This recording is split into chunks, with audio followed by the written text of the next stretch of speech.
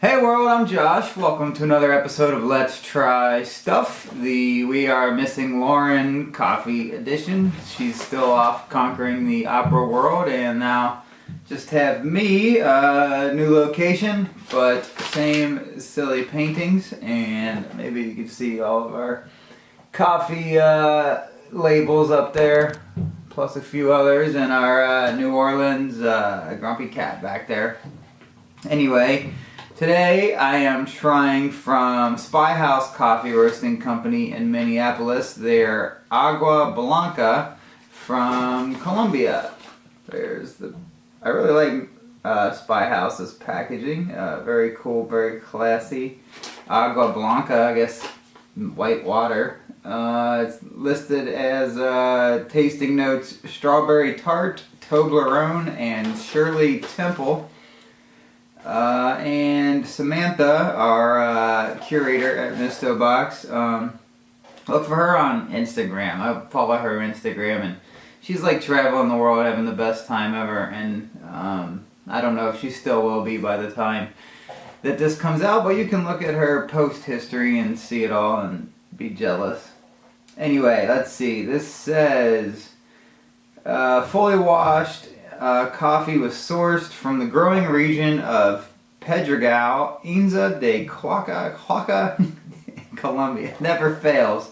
Can never say it. And was produced by the Walter and Juvenal Pena at... God, I can never do it. I thought it was going to be like a collective, but it's just two people. Walter and Juvenal Pena, P-E-N-N-A, at 1,700 to 2,100 meters. We brewed it as a Chemex, as they always, I don't know, they always say they like Chemex or pour-overs in the Mistobox notes. I don't know if they suggest French press, maybe the darker roast people, or any of the other espresso, whatever. You get the point. And they like it that way because it highlights its notes of sweet toffee and chocolate with a complex fruity quality of strawberry, peach, and orange with a subtle wintergreen mint finish. And I think that's interesting, wintergreen mint. And that's definitely something I've never noticed in coffee. Varietals are Caturra, I can't roll my R's, Typica, and Yellow Bourbon. So, enough of that. And it's nice when Mistobox sends a coffee from a roaster that one of us has been to. Lauren has been to Spyhouse, so I actually have the appropriate mug for this. I always call a review. It's really just more of a tasting. Honestly, most of the time, you probably can't even get the coffee anymore by the time I put the video out. It smells, when I ground it, it just had a really nice fresh coffee smell. Nothing like really stood out just from the ground. It's just a nice fresh coffee. The brewed coffee is, I would say sweet and acidic smelling. I've described it as tomatoey in the past, this kind of smell. Okay, I get the chocolate. Definitely a chocolatiness. I guess I could wrap my head around the idea of the wintergreen mint finish mentioned in the notes from Samantha, but sort of in the sense of like, this is how wintergreen makes your mouth feel more so than how it actually tastes. So basically, wintergreen is kind of refreshing, maybe a little puckering, and my mouth kind of does that. But to say I taste mint, I don't think so. Coffee's light. It's refreshing. It tastes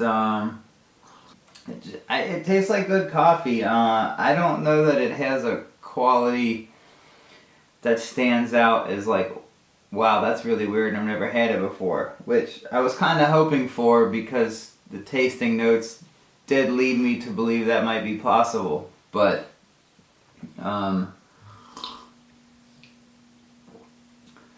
say it's a lighter coffee. It's not full-bodied. It's not really strong, for lack of a better word. It doesn't like put hair on your chest and give you testicular fortitude or something. It's just very nice, refreshing, light coffee. I'm not gonna try it, but I think this might be suitable for a different tasting cold brew. Not something so chocolatey. I think this might lead to a halfway decent cold brew.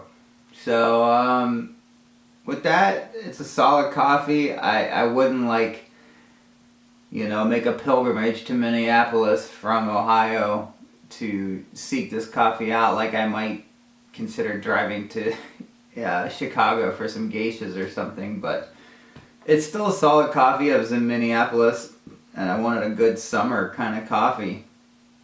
If for some reason in the summer you wanted to drink it real hot, it'd be good for that, but I think that might translate even better to a cold brew, or even just an iced coffee, just pouring this coffee over ice. Brew it strong, pour it over ice. So, enough boring you. Hopefully the next time I do a coffee review, Lauren will be back. Yeah, I think she will be. Except for I have some cans of some nitro brew I'm going to try. Anyway, thanks for watching, and if you want to support us to help us get more Mistobox to review, our code is Z295, or for British people, Z295. We really appreciate it, and thanks for watching, and we'll see you next time. Bye.